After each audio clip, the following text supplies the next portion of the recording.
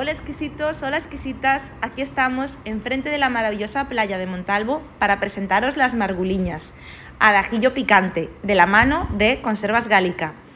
Como todos los envases de Gálica, destaca el azul, ese azul que nos recuerda a mar, porque todos los ingredientes de Gálica son pescados y mariscos de las Rías Baixas gallegas. En este caso, este surimi se elabora con ingredientes totalmente naturales.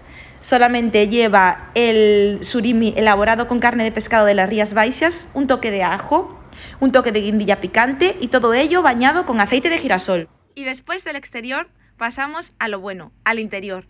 Os he abierto la lata para que podáis apreciar la frescura que tienen estas marguliñas. Y vamos a moverlas un poquito para que veáis también el excelente aceite en el que están bañadas, cómo brillan.